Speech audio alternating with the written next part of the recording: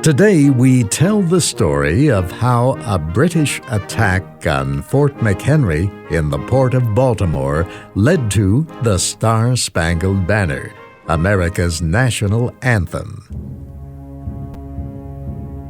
In the summer of 1814, British forces attacked Washington, D.C.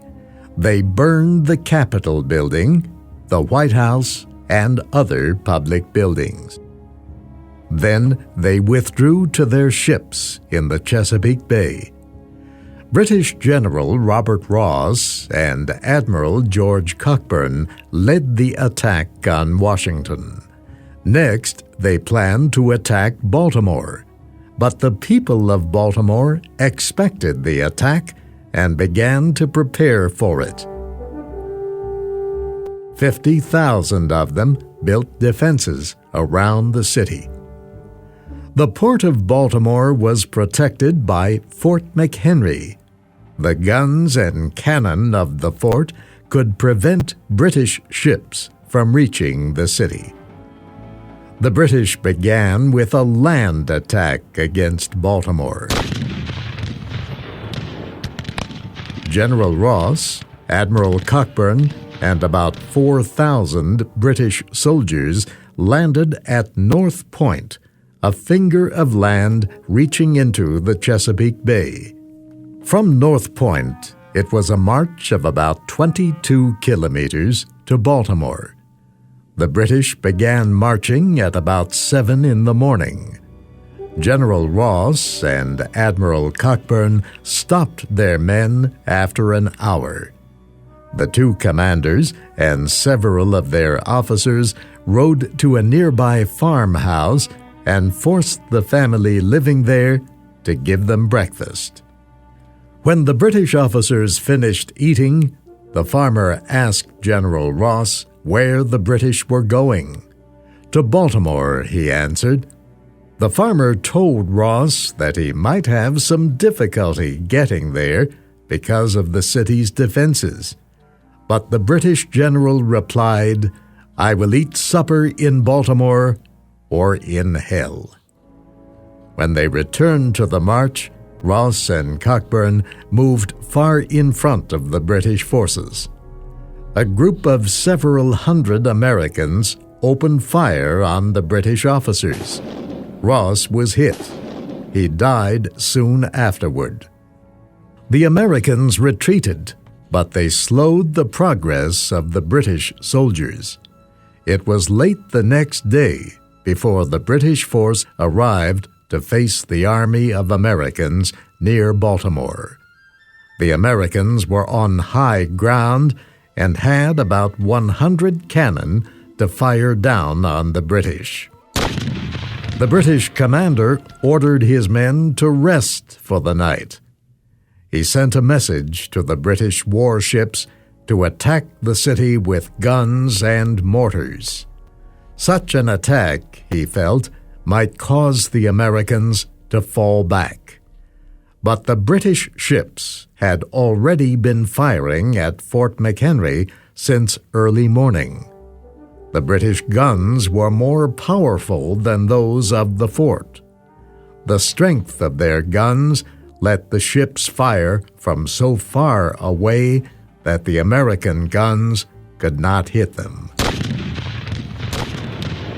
Shells and bombs from British mortars fell like rain over Fort McHenry, but few Americans in the fort were hurt or killed. Most of the rockets and shells exploded in the air or missed. Many of them failed to explode. At the center of the fort flew a large American flag. The flag could be seen by the soldiers defending the city and by the British warships. The flag was also seen by a young American named Francis Scott Key. Key was a lawyer who had once thought of a life of religious work.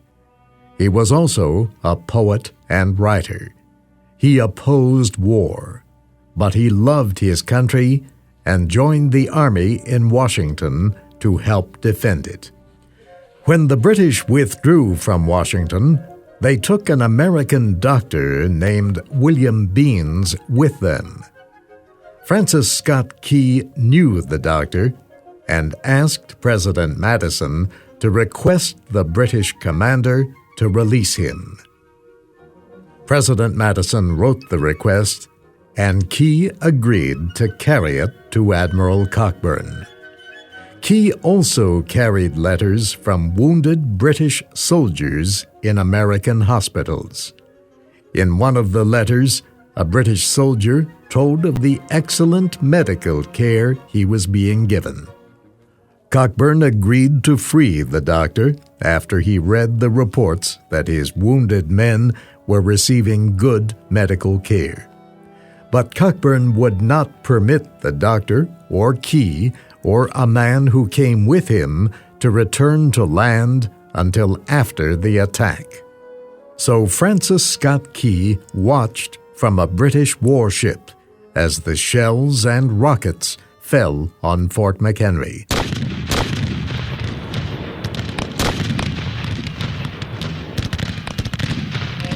Years later, he said, "I saw the flag of my country waving over a city, the strength and pride of my native state, a city devoted to plunder and desolation by its assailants. I witnessed the preparation for its assaults. I saw the array of its enemies as they advanced to the attack. I heard the sound of battle. The noise of the conflict fell upon my listening ear and told me that the brave and the free had met the invaders." All through the rainy day, the attack continued. Dr. Beans, watching with Key, had difficulty seeing the flag. He kept asking if the stars and stripes still flew above the fort. Until dark, Key could still see it. After that, he could only hope. Britain tried to land another force of men near the fort, but the Americans heard the boats and fired at them. The landing failed. Shells and rockets continued to rain down on Fort McHenry. At times, the fort's cannon answered. That told Key that the Americans had not surrendered. The British troops east of Baltimore spent most of the night trying to keep dry. Commanders could not decide if they should attack or retreat. Finally, orders came from the admiral: "Withdraw to your ships." A land attack against Baltimore's defenses would not be attempted.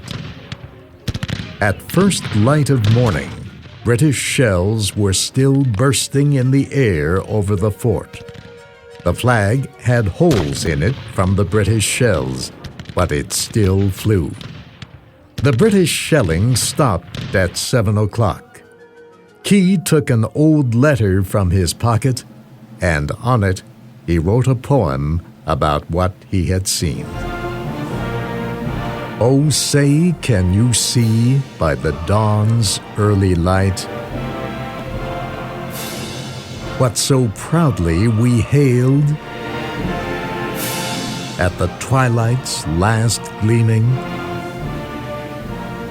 whose broad stripes and bright stars through the perilous fight o'er the ramparts we watched were so gallantly streaming,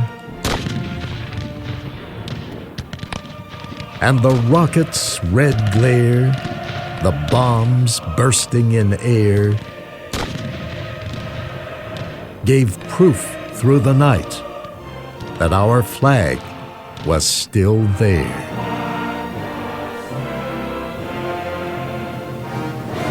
Oh, say, does that star-spangled banner yet wave?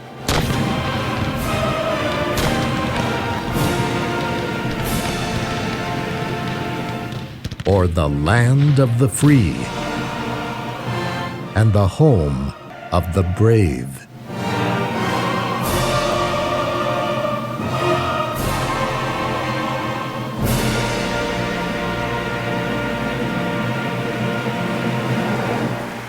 Americans sang these words and remembered the attack on Fort McHenry. Then, in 1931, Congress made the Star-Spangled Banner the national anthem of the United States. The unsuccessful British attack on Baltimore was followed by news that Britain had also suffered a defeat to the north. British General George Prevost had led 11,000 soldiers south from Montreal to New York. At Plattsburgh, on the western shore of Lake Champlain, his army was opposed by fewer than 4,000 Americans. General Prevost believed he needed to get control of the lake before moving against the American defenders. He requested the support of 4 British ships and about 10 gunboats. A similar-sized group of American ships also entered the lake. In a fierce battle, the American naval force sank the British ships. The Army decided not to attack without naval support.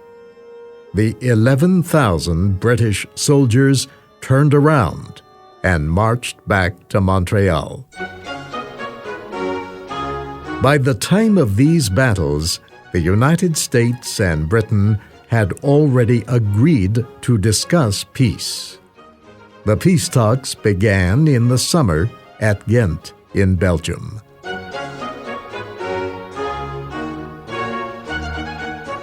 At first, the British were in no hurry to sign a peace treaty.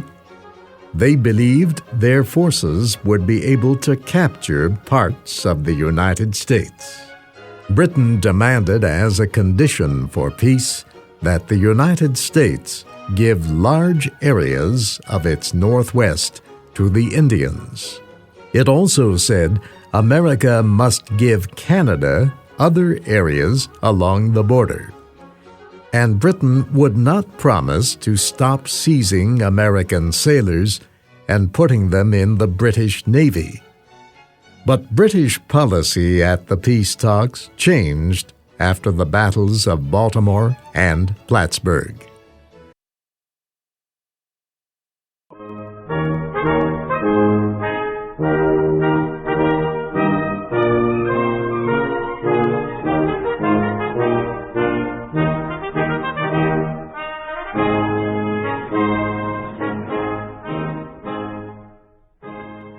Thank you for watching. Can you do me a favor? Please leave a comment in the comment section below. That would really help. Thank you, and see you again soon.